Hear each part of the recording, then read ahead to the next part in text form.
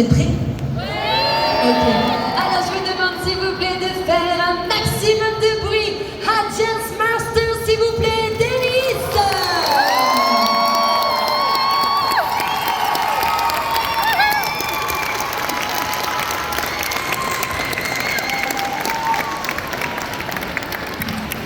Hello, beautiful people.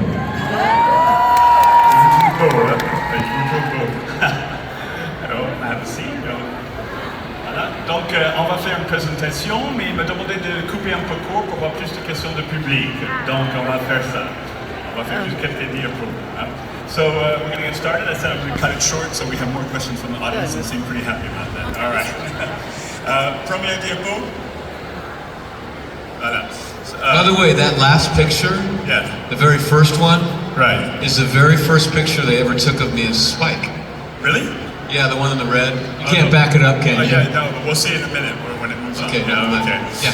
All right. But no, il disait que la photo qu'on va voir dans la prochaine diapo, c'est la toute première photo de lui en tant que Spike qu'on va voir. I just wanted to talk a few minutes about how you got started with acting, because you spoke about being a producer and an actor for the stage, right? But how did you even get into that? You know, what was it? I started producing with my first wife, Right. and we were doing a play called Lovers by Brian Friel, and the director was horrible. He was just god-awful. So she and I would rehearse in our apartment and fix everything. Right. And not do what the director wanted us to do at all. And we got great reviews. All right. And the show is a hit. And I remember telling her, man, we could mess this up as well as these people are. We should do this ourselves. All right. And so we, this is in Chicago, and we did our first play was, oh man, I directed it. It was two one-act plays, Home Alone by, never mind, Lanford Wilson, and Bird Bath by Leonard Malfi. And I was a horrible director. I made every mistake in the world, and we got creamed by the critics, and it was a nightmare. Right. But we didn't quit, and that's kind of the whole point is you keep trying, don't give up, really. And for our second play, I didn't direct it, and we had a big hit, and we were off to the races. But this first picture is a play called Killers by John Olive, and it's by a Canadian playwright, and he is a very angry playwright. And the very first scene, I come up to a door and I just start smashing it. No, in the first scene, the other character is a writer and he's on a typewriter and he's typing, and it's a very loud sound. And then my character comes up and starts beating on the door. Charlie, open up, Charlie, open up. And I'm like, splinters are flying off the door, and it seems like the kid is wanting the guy to shut up, and he's gonna kill him. And finally, the writer kind of sighs, gets up slowly, opens the door, and my character collapses in his arms crying, saying, "She left me, Charlie, she left me." Donc, il parlait un peu de ses débuts. En fait, il était très intéressé pour le jeu d'acteur et surtout sur le théâtre. Mais avant de devenir producteur, en fait, lui et sa femme jouaient dans une pièce de théâtre.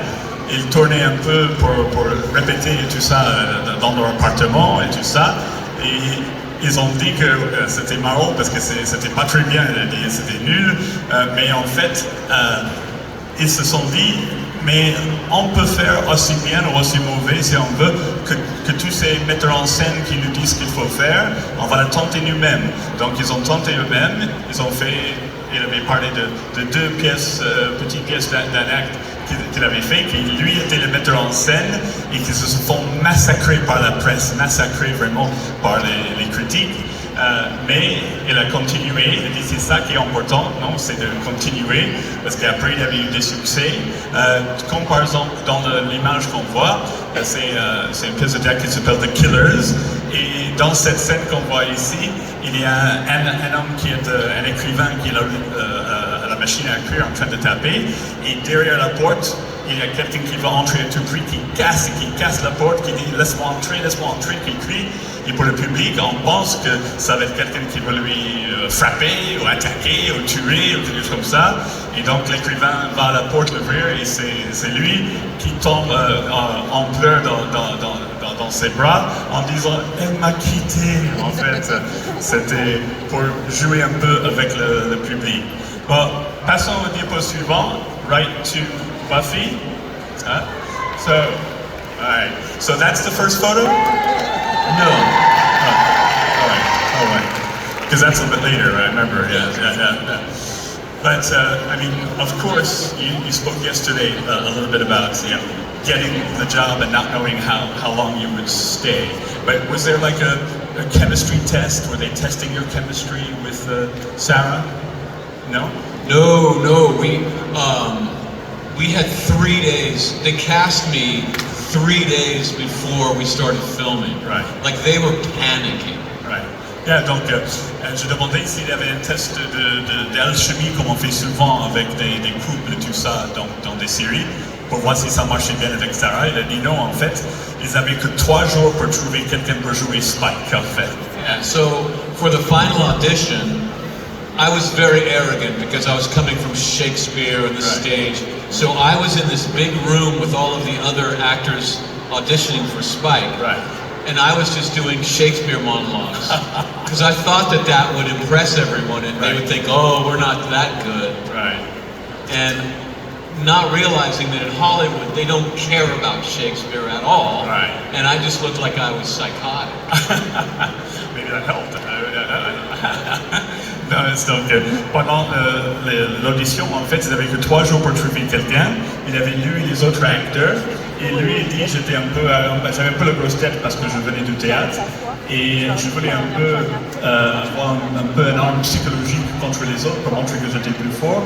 Donc, j'étais là dans la salle d'attente à réciter du Shakespeare pour les mettre mal à l'aise, pour montrer aux autres qu'il était beaucoup plus fort qu'eux, avant de se rendre compte qu'à Hollywood, mais on s'en fiche de Shakespeare, on s'en fiche que tu peux réciter des répliques de Shakespeare, et que c'est pas du tout ça qui compte. Mais il a eu dans le rôle, and I heard that you were at this time at least a method actor. Were you like in really Spike all the time?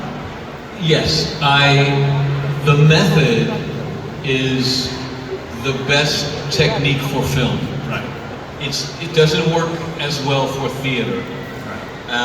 And I very quickly realized that all of my technique for theater wasn't going to work for film at all.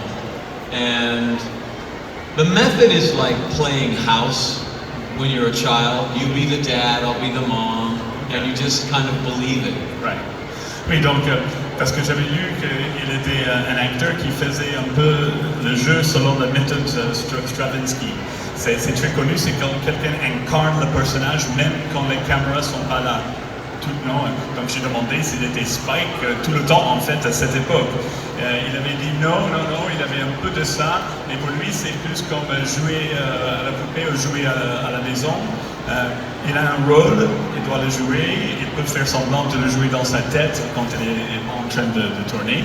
Et il s'est rendu compte surtout que les règles de théâtre ne s'appliquent pas nécessairement, ou même parfois pas du tout, au tournage de film ou de télé. Hein. Que c'était notre façon de faire, notre rythme de faire, et on ne peut pas faire devant pour la télé comme il faisait au théâtre. And just but it was like a physical role, right? Yeah, so the method is you take on the character and you stay in that character. Right. And you develop an imaginary world that you can believe in and exist in. Right. So the camera can photograph you just being the character without pretending. Yeah, exactly. The problem with doing the method in television is you can lose yourself. Right. Because for television it's 9 months every year. Right. For a film it's only a few months, but for television it's kind of all the time. And so I kind of lost myself in Spike. I was just Spike. Right. Yeah. It's dangerous. Donc, il disait que la méthode est très bien pour un film ou un encounter de personnage 24 sur 24 parce que le tournage c'est que quelques semaines ou quelques mois. Mais pour la télé, c'est très dangereux. La télé, le tournage c'est 9-10 mois de l'année. Être Spike 24 sur 24, 9-10 mois de l'année, il dit c'est dangereux pour lui, pour son psyché, pour son bien-être. Donc il a appris que même s'il voulait faire un peu cette méthode d'incarner le personnage tout le temps, que ça ne pouvait pas marcher comme ça à la télé. And just one thing about the physical, because I know that it was very physical, the scenes with you and Sarah, right? You had to learn martial arts. Oh yeah. Well, I came. You don't get a stuntman in theater, right? So I didn't feel like I needed one in Hollywood.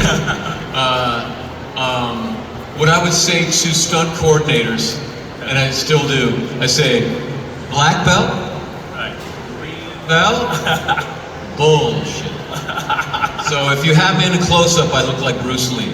All right. If you have me waist up and it's just meat and potatoes, right? Street fighting, right. I got you. But if you want the full thing, triple flips, falling off a tall building, I think you get a stuntman for that. Yeah. Right. Donc pour ce rôle, il devait s'entraîner quand même avec les arts martiaux. Et il a dit qu'il s'est formé en arts martiaux pour le faire. Lui ne voyait pas l'intérêt au début de voir des cascadeurs parce qu'il croyait que tu pouvais tout faire tout seul. Il a dit quand même qu'il expliquait parfois au tournage, il a dit si c'est comme mon visage, je suis ceinture noire. Hein? Si c'est le torse et le visage, je suis ceinture vert. Je peux faire semblant que je suis ceinture vert. Mais si c'est une plan plein pied de tout mon corps, il faut sauter, il faut faire. C'est non, là je suis des bullshit, je suis n'importe quoi si je fais ça. Donc il a dit que c'était assez physique. Yeah, so there was a stunt performer for Spike named right. Steve Tartaglia. Right. And he was a maniac from Hong Kong. And he would do stunts that no other stuntman was willing to do. Right. But he came up to me one time and he said, James, we on the stunt crew were very impressed that you do so many stunts. Really, it's impressive. But I want you to know, if I get in one shot per episode, my pay doubles. Just to tell you. All right. And so, yeah, I was like, sorry. Yeah. Donc, il disait, pendant le tournage, il avait justement un cascadeur hongkongais, en fait, hyper fort. Hein, il était vraiment un des meilleurs cascadeurs sur le tournage, c'était pour son personnage. Et bien sûr, donc James voulait toujours faire un peu ses propres cascades et tout ça. À un moment donné, ce cascadeur lui a pris à part et a dit, James, c'est génial que tu veux faire souvent tes propres cascades, mais tu sais, nous, on est payé seulement si on a une scène, nous, les cascadeurs. Et donc, il a fait comprendre qu'il retirait un peu l'argent des cascadeurs et il a commencé à penser autrement que, wow, on est tous ensemble ici, il faut faire jouer tout le monde. And the thing is, in Hollywood, they do all the stunts on concrete floors. Right. On stage, it's a wooden floor, and that's like a trampoline compared, seriously, sure. That hits back. Right. If you fall 15 times on that in a day, you don't walk the same way the next day. And so pretty quickly, I started letting Steve make his money. Yeah. Donc, surtout au théâtre, bien sûr, les planchers sont en bois, ils sont un peu élastiques, c'est un petit tremplin presque. Donc lui, qui faisait des cascades souvent au théâtre, ça ne faisait pas très mal. Mais sur le tournage, c'est du béton comme là en bas, comme le sol ici. Et là, on tombe sur ça 15 fois dans nos journées, on ne se relève pas, on a du mal après. Et donc, c'est pour ça qu'il a vite compris, après quelques tournages, je vais quand même laisser Steve faire celui-là. Je vais quand même laisser Steve bosser. Yeah, so next time you watch a movie and you see some big stunt, remember they're falling on concrete. And like sometimes I'll be in a theater and there'll be the stunts going on and you'll hear me go, no. I can get nauseous sometimes, especially watching John Wick films. Oh yeah. I can become nauseous because I know what that actually feels like. Donc, il a dit, prochaine fois que vous regardez un film et vous voyez des cascades et tout ça, n'oubliez pas que c'est sur du béton en fait qu'il tombe. Lui, maintenant qu'il a fait ça, quand il regarde un film comme les films de John Wick par exemple, il a presque la nausée parfois avec quelques cascades parce qu'il sait à quel point ça fait mal et il imagine comme ils ont dû souffrir pour réaliser cette scène. Maybe just encore diapo, so we'll just say a little bit about Angel and then your music and then diapo suivant. Voilà. So just, I know you had a very good, on-screen relationship, of course. I mean, off-screen with Sarah. How was it with David for? David was awesome. Really? Yeah, David is the person that showed me where the bathrooms were on my first day. Yeah. Yeah. We got along great. Yeah. A lot of respect for him. And so we could really tear each other apart on film because I wasn't afraid of offending him. Right. But the truth is, it was my job every day to give him a headache. All right. Yeah. Donc, j'ai demandé, parce qu'hier, elle avait parlé du fait qu'elle avait une très bonne alchimie avec Sarah Jessica Gellar sur Buffy. Donc, j'ai demandé, et avec David, donc Boreanaz, sur Angel. Il a dit qu'il était super, que c'était un homme trop gentil, que c'est l'acteur lui-même qui avait montré donc, à James où se trouvent les toilettes le premier jour. Donc, il n'avait pas la grosse tête du tout. Et ils sont devenus donc très amis et qui a rendu encore plus facile le fait qu'ils devaient se casser la tête et casser la gueule presque tout le temps dans la série. C'était qu'ils étaient un très bon rapport, des très amis et donc ils peuvent jouer à s'entretuer assez facilement. Before answering the question on, I just want to mention maybe two things. Dans les éléments, c'est juste deux choses, on ne va pas changer les diapos parce qu'on veut plus de temps avec le public. Your music. Voilà. Je voulais quand même que vous sachiez que c'est un grand musicien, non? Quelqu'un connaît un peu? Voilà. Donc, how many albums? 7? We're finishing up our 7th album, yeah. You have 2 solos. Don't you? We don't talk about those. Oh, okay. No, those are... the band, right. We got a little bit famous. Right. And some egos got out of control, right? And we broke up, right, for a while. And I had a bunch of songs written for the band that we never got around to recording, so I put them out as a solo album. Right. And you try not to talk about it. No. So yeah.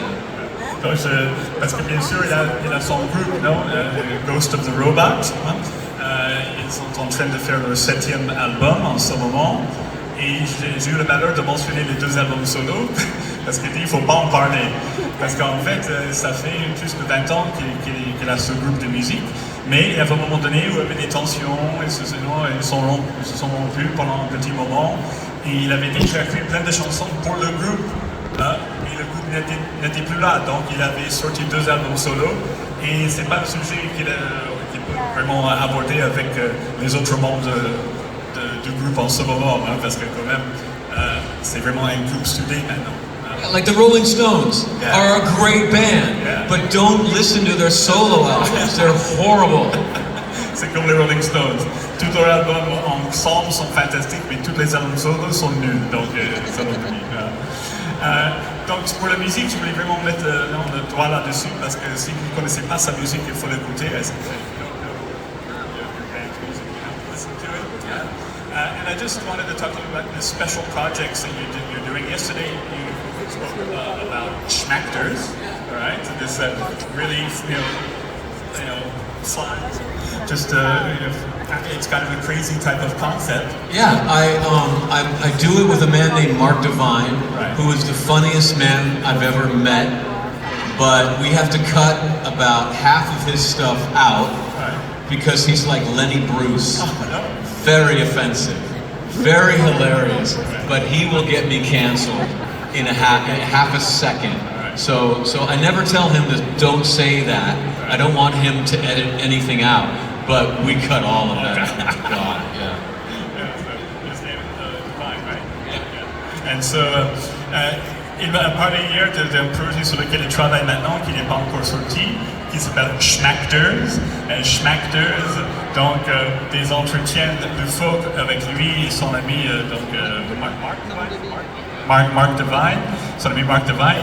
Et en fait, c'est très bien parce qu'il avait dit hier, c'est pour interroger des acteurs pour voir s'ils sont des schmucks, des imbéciles, ou ce sont des personnes authentiques.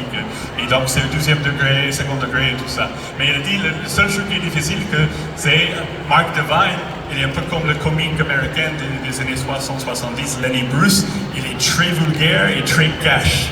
Et donc ça fait que c'est un peu difficile parfois. Donc il laisse son ami parler, il tourne, mais il coupe après au montage. Parce qu'il faut vraiment. And just one last teaser about the Dresden Files, right? Yeah. So I'm a big fan, and I know everyone is it's not the Dresden Files if it's not your voice. People have, how many have you done? I think I've recorded 20 books so far. 20, right? Yeah, something like that. All right. And I will be Dresden until I'm dead or Harry is dead. All right. Yeah, but at one point, 15 of the top 18 audiobooks in the US were all Dresden books. They're very popular. Yeah. Yeah. Donc, moi je sais qu'aux États-Unis, il est très connu aussi en tant que voix, comme narrateur pour des livres audio, The Dresden Files. Il y a une vingtaine, et sur les vingtaines, c'est toujours la voix de James qui fait donc le livre audio. Il est devenu très connu aussi aux États-Unis pour ça. Il est un peu moins connu ici pour ça, donc je vais juste vous en parler. Et il a dit, à un moment donné, il avait 13 sur les 15 livres audio et podcasts les plus écoutés aux États-Unis. C'était tout Dresden Files. Donc, je voulais être sûr que vous soyez au courant de ce projet aussi, parce qu'il y en a qui va se sortir aussi. Il a dit, je vais être sûrement la voix de Dresden jusqu'à ma mort, sûrement, parce que ça marche si bien. But they're not in French, so... Ils ne sont pas traduits en français encore, mais s'il y a quelqu'un qui est intéressé, il y a une vingtaine de livres tout près, voilà. Donc, on va passer aux questions du public. S'il y a un micro dans le public, levez la main et on va essayer de vous apporter le micro.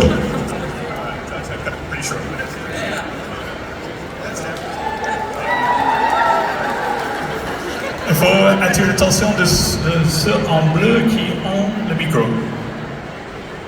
Hello James, welcome to Marseille. Thank you. I'm so stressed. I'm a big fan of your music with your band, Ghost of the Robot. Good Night Sweet Girl, Fall Away, Surrender, San Francisco. And I have a cello player. If you need a cello in your band, please call me. Hell yeah. Fretless stringed instrument. Mad respect to you. Yeah. Juste pour traduire, donc elle disait qu'elle est un grand fan de son groupe de musique, qu'elle a donné le nom de plein de chansons de following et tout ça, et en fait qu'elle est violoncelliste, elle joue le violoncelle, et elle a dit si jamais vous avez besoin d'un violoncelle dans votre orchestre, dans votre groupe, je suis partant. Et il a dit c'est une bonne idée peut-être, avoir un peu, donc un instrument un peu différent dans le groupe. All right, next question. All right. Who's got the mic? Hello. Hello. Est-ce que vous avez encore contact avec toute l'équipe du tournage de Buffy? Right. Are you still ever in contact with the other cast members from Buffy? Yes. We text each other, we email. They're all really good people, so we like each other. So we still know each other. I used to email Sarah, and we would both brag about our children. But my children are older than hers, so I would always win. Like she would say, James, my kids just learned how to bake cookies. And I'd be like, that's really cool. My son just got back from China. So she doesn't email me anymore. Oui, donc il a dit oui, c'était vraiment une bande d'amis au moment du tournage et ça continue aujourd'hui. Pendant des années, elle se texte et s'envoie des emails. Il a dit surtout avec Sarah, mais avec Sarah, elle avait un petit jeu en disant, parce qu'ils avaient tous les deux des enfants, même si les enfants de James étaient beaucoup plus âgés que les enfants de Sarah. Et le jeu, c'était un peu de se vanter de ce qu'ils ont fait leurs enfants. Et Sarah, la dernière fois qu'elle avait écrit, elle avait dit, aujourd'hui, mes enfants ont appris à faire des biscuits dans la cuisine. Et il a dit, ah bon, oui, c'est génial. Mon fils revient de Chine pour le travail. Et donc, et il a dit, donc, ils ont arrêté ce petit jeu pour le moment. Voilà. Another question? Qui a le micro? Il faut aller un peu par là aussi avec le micro. Hein?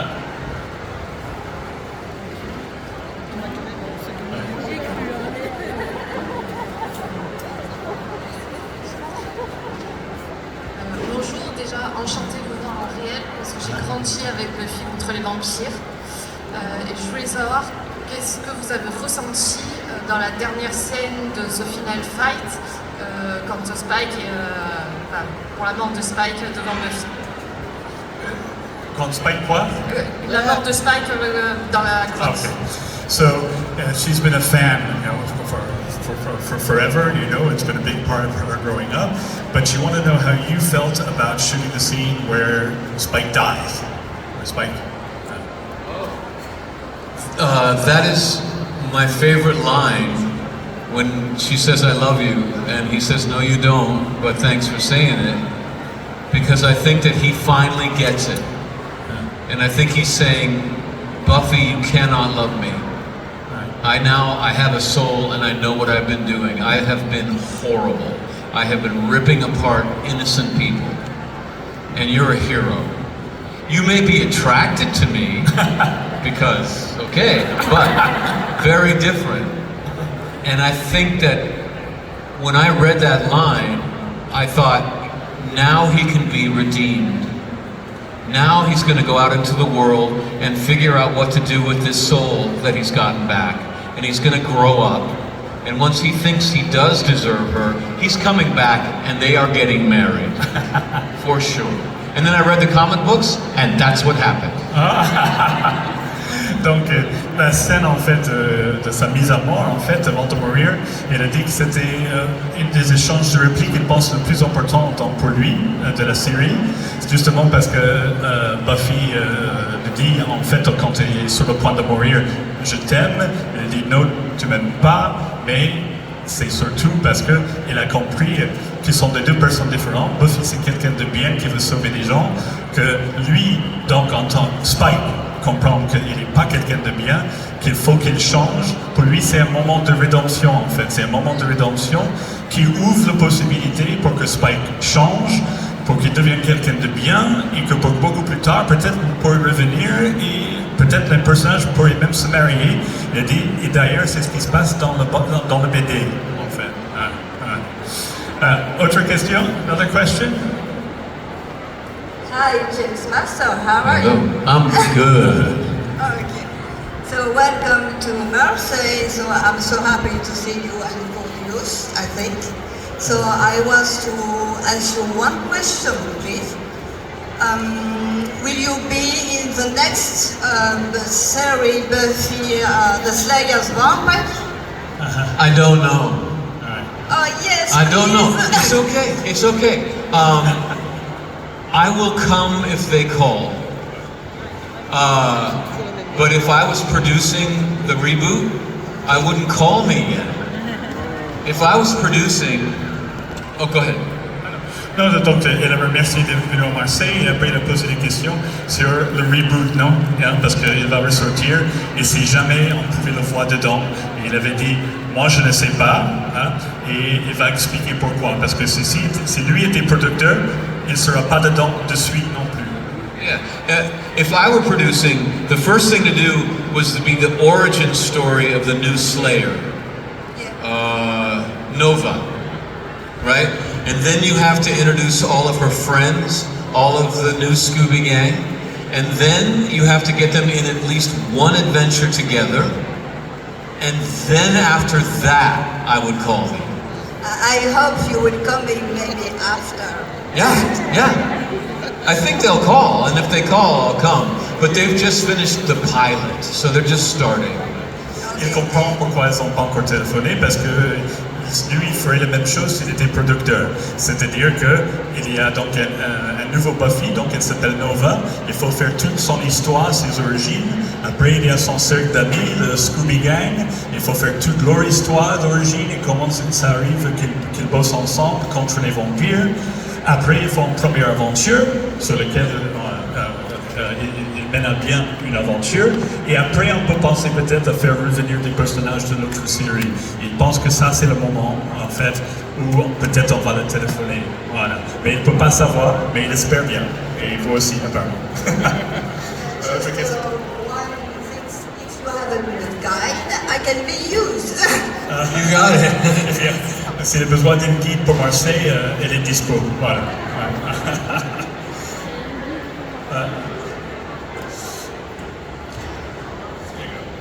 Bonjour. Bonjour. Est-ce que c'est possible d'avoir une chanson comme hier? So she's asking for a little bit of a song again, if that's okay with you. Voilà, donc, moi je...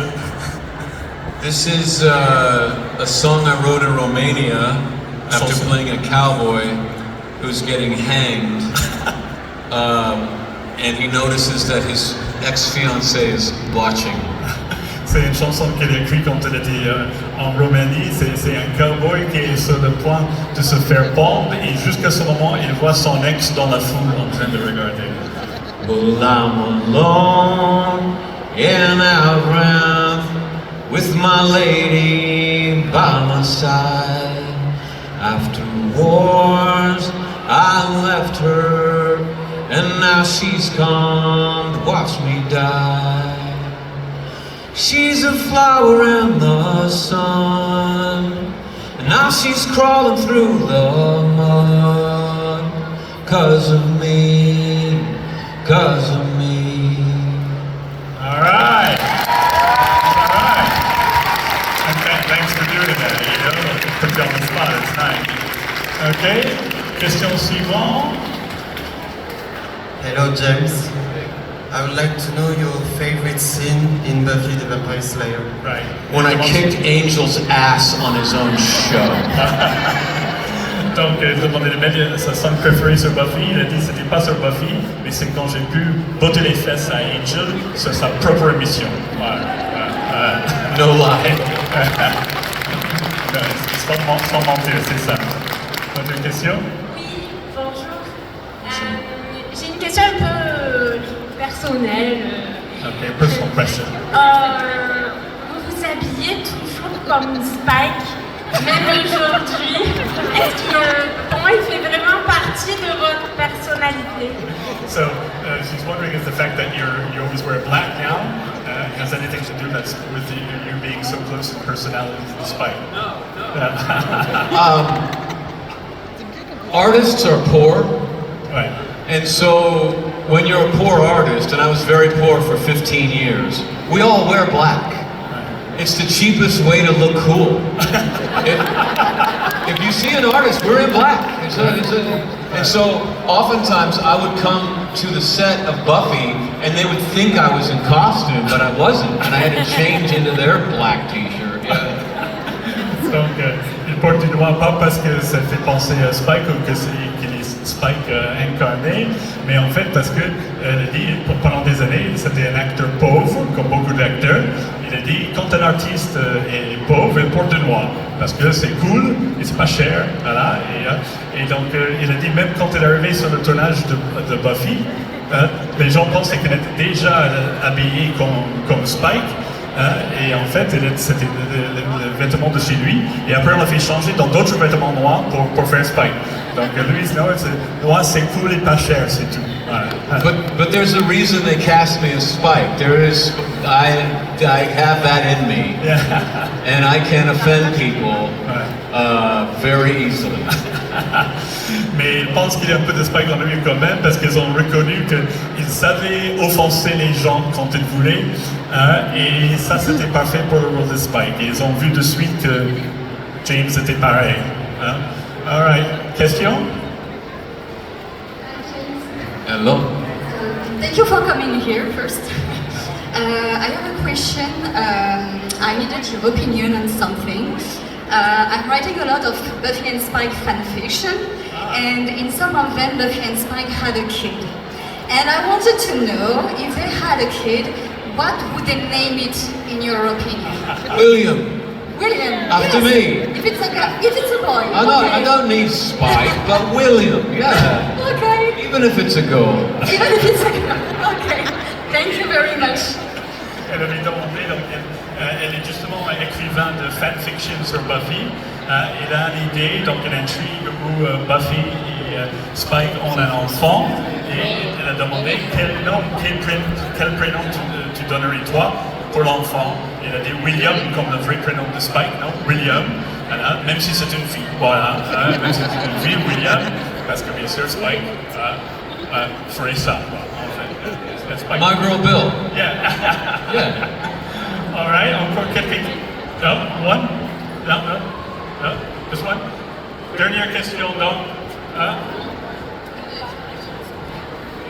Who's got the mic? Yeah.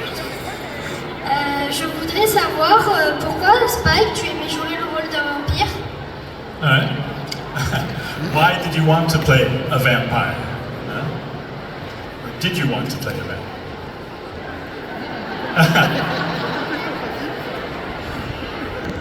I was a poor theater actor who became a father, and I could not afford to be a father. And so I came down to Los Angeles willing to do anything to feed him. And I got Spike. All right. I'm the luckiest man in the world. All right. Yeah.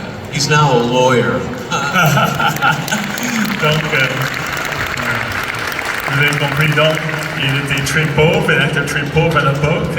Il venait d'avoir un fils. Et donc, il fallait qu'il gagne de l'argent et le fait qu'on lui demande de faire un vampire, c'est tombé du ciel finalement parce qu'il a pu donner une belle vie jusqu'à son fils qui est maintenant avocat d'ailleurs. Mais they're telling us that we have to stop. Yes, Guys, you were awesome. I wish I could stay longer. All right. Love you all. Merci beaucoup. Thank you, James, so much. All right. On peut lui faire encore plus de bruit, s'il vous plaît.